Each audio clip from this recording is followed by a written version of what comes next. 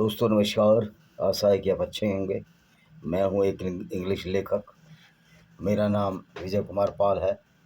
तो दोस्तों आज जो हम चर्चा का विषय है हमारा, वो हमने अपने थंबनेल में भी डाला है। जो हम थंबनेल लगाते हैं, आपको पता है कि थंबनेल जो लगाया जाता है, देखिए ये है। देखिए अंधविश्वास थंबनेल का बता रहा हूँ, फिर उस पर डिटेल में चर्चा होगी हमारी। अंधविश्वास सभी संप्रदाय में है, यहाँ तक कि बुद्धिज्म में, मगर इस्लाम का अंधविश्वास पागलपन की सीमा तक है, जिसमें एक मुसलमान को 10 गैर मुस्लिम की ताकत के बराबर माना गया और दूसरे की औरतों को लूटकर उनके पिता पति को मारकर उसके साथ बलात्कार भी सही माना जाता है। यहीं से मुसलमानों का विनाश शुरू होता है और यह होता रहेगा, क्योंकि जिंदा कौम अपनी बहन बेटियों की इस्लामी गुंडागर्दी के हाथ निरादर नहीं होने देगा। ये मुसलमानों को सोचना चाहिए कि आपके आसपास आपके पास एक्स मुस्लिमों की संख्या इतनी ज़्यादा हो चुकी है, यानी अब लोग इतना ज़्यादा इस्लाम छोड़ चुके हैं, हो चुकी है कि अब मोहम्मद को लुटेरा कातिल साबित करने में सर्तन से जुदा की नारे मूर्खता की पराकाष्ठा है। इनसे कोई नहीं डरता, इसलिए झूठे अल्लाह पर भरोसा नहीं करो। हाँ, अगर हूरों पर भरोसा है तो याद रखिए, काफिर अंतर्राष्ट्रीय सेना आपको हूरों के पास ज़रूर भेजेगी। तो ये काफिर इंटरनेशनल सेना क्या है? काफिर अंतर्राष्ट्रीय सेना हर वो गैर मुस्लिम जो कि नौजवान है, बुजुर्ग है या बच्चा है या कुछ करने में सक्षम है, वो इस्लाम को तर्क यानी शस्त्र से और शास्त्र दोनों तरह से इन इस्लामिक गुंडों को सबक सिखाएगा। और जो मुसलमान भाई हमारे मोहम्मद की सच्चाई को जानकर इस्लाम को मानते रहे, हमें मतलब नहीं है, लेकिन जो मोहम्मद की सच्चाई को जानकर उस मोहम्मद की शिक्षा पर नहीं चलेंगे, जो कि एक बहुत बड़ा आतंकवाद है, तो उन मुसलमानों से हमें कोई परहेज नहीं है। मुसलमान भी हमारे भाई हैं। वो तो एक वफ़क़ा है, एक समय है कि जब इनको मार मार कर ज़बरदस्ती भारत, बांग्लादेश और हिंदुस्तान और अफ़गानिस्तान में मुसलमान बनाया गया। और आज ऐसा कोई इस्लाम में ऐसी कोई चीज़ नहीं है गर्व करने वाली कि आप इस पर गर्व कर सकें। किस बात पर आप गर्व करेंगे कि तुम्हारा मोहम्मद एक लुटेरा था, तुम्हारा मोहम्मद एक कातिल था, तुम्हारा मोहम्मद औरतों को उपहार में लेता था। कुरान में सैकड़ों आयतें हैं जो गैर मुस्लिमों को कत्ल करने के लिए बोलती हैं। उसमें अलमादा सूरा अलमादा की 5:33 आयत साफ साफ कहती है कि गैर मुसलमानों के हाथ पैर विपरीत दिशाओं में काट दो। गैर मुसलमान का मतलब जो कुरान में शब्द आया वो काफिर आया है, मुशरिकीन आया, जो अल्लाह, कुरान और मोहम्मद में विश्वास नहीं रखते। और भला ऐसे अल्लाह में कौन विश्वास रखेगा जो मूर्ख है, जिसको यही नहीं पता। गो की दावा किया जाता है मुसलमानों द्वारा कि अल्लाह पूरी दुनिया का, कायनात का निर्माता है, जबकि उस मूर्ख अल्लाह को यही नहीं पता कि दुनिया कैसे बनी है। विज्ञान ने सिद्ध कर दिया है कि सारे संप्रदायों में जो सृष्टि की रचना है, इंसानों की रचना है, वो सब का सब फ्रॉड और झूठ है। इसलिए आज मनुस्मृति को हम ठुकरा चुके हैं। हालांकि मनुस्मृति में बहुत अच्छी बात है, पूरी मनुस्मृति को आप खारिज नहीं किया जा सकता, क्योंकि मनुस्मृति में ही वो श्लोक है या मंत्र है, श्लोक है इसमें, शायद मंत्र तो वेदों में होते हैं। यत्र तत्र पूजते नारिता, यत्र पूजते नारी तत्र वसते देवता। जहाँ नारी की पूजा होती है वहाँ देवता बसते हैं। देवताओं का मतलब ये देवी देवताओं से नहीं है, देवताओं का मतलब भद्र पुरुष, क्योंकि जिसका जन्म हुआ है वो भगवान तो नहीं हो सकता। और ब्रह्मा विष्णु महेश तो माइथोलॉजिकल कैरेक्टर हैं। ये तो कल्पनाएं हैं, ये भावनाएं हैं कि इसने पृथ्वी बनाई, इसने ये किया, इसने वो किया, इसने पालन किया। तो ये भी सब साइंस के हिसाब से झूठ है। तो जब तक इस्लाम की गुंडागर्दी को मुसलमान मानेगा, यानी कि गैर मुस्लिमों को कत्ल करेगा, सर्तन से जुदा किनारे लगाएगा, झूठे अल्लाह की इबादत करेगा। अब लोग कहते हैं राम और कृष्ण की इबादत करते हैं। राम और कृष्ण तो कैरेक्टर हैं, वो तो पैदा हुए ना, उनके लिए तो हिस्ट्री बनी है, लेकिन तुम्हारा अल्लाह तो कहीं पैदा ही नहीं हो। सबसे बड़ा फ्रॉड ये है, इस्लाम का जो सबसे बड़ा फ्रॉड ये है कि पूरी दुनिया शुरू से ही है, पूरी दुनिया शुरू से ही है और शुरू से ही इस्लाम है। मैं इन पूछना चाहता हूँ, मूर्ख इस्लामिक स्कॉलर कहते हैं अपने आप को, मूर्खों से पूछना चाहता हूँ, इस्लामिक मूर्खों से, कि भाई ये पूरी दुनिया, अल्लाह इस्लाम शुरू से ही तो मोहम्मद पहला मुसलमान क्यों था? उसकी पत्नी पहली मुस्लिमा क्यों थी? कोई जवाब नहीं इनके पास। फिर तुम्हारा कुरान कहता है कि हमने किताब ये अरबी में उतारी है ताकि मुसलमान समझ सकें, अल्लाह को मानने वाले समझ सकें। तो इसका मतलब है ये इस्लाम तो, ये मान भी लो कि मोहम्मद का जन्म 1400, उससे भी पहले मान लो इस्लाम था, तो अरबी तो 2800 साल से पुरानी जबान नहीं है। और उस समय जो अरबी में जो कुरान लिखा गया वो तो आज की अरबी भी नहीं है। तो ये तो इस्लाम सही मायने में तो 1400 साल पुराना ही साबित होता है। ये मूर्ख लोग हैं। असुद्दीन ओवैसी को मैंने व्हाट्सएप पे बोला कि इस्लाम एक गुनिज़म है, गुनिज़म ने गुंडागर्दी है। उसने मुझे फेसबुक पर ब्लॉक कर दिया। उसने ये जवाब दिया कि नाथूराम गॉडसे भी तो महात्मा गांधी का वध किया था, क्या नाथूराम गॉडसे ने क्या उसको पढ़कर वध किया था? कोई धार्मिक किताब पढ़ी थी या हमारी किस धार्मिक किताब में, बस सनातन धर्म की कौन सी धार्मिक किताब में ये लिखा है कि उसको कत्ल कर दो जो हिंदू ना हो? और महात्मा गांधी तो हिंदू ही थे, उसमें तो वसुदेव कुटुंबकम लिखा गया है।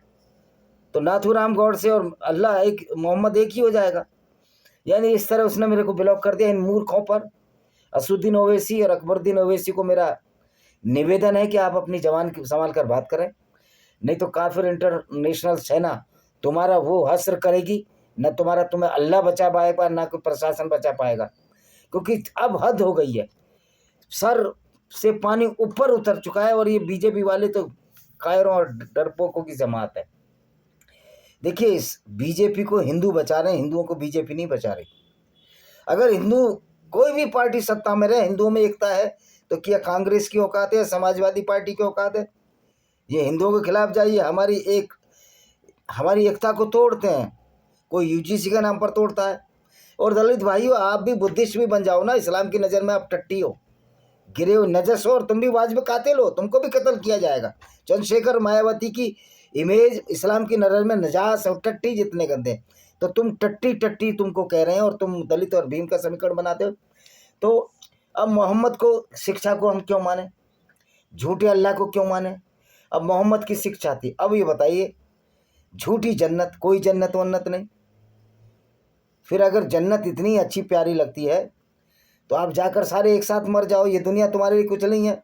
लेकिन इसी दुनिया में मोहम्मद काफिले लूटता रहा, औरतों से बलात्कार करता रहा, औरतें उपहार में लेता रहा, उनके साथ व्यभिचार करता रहा।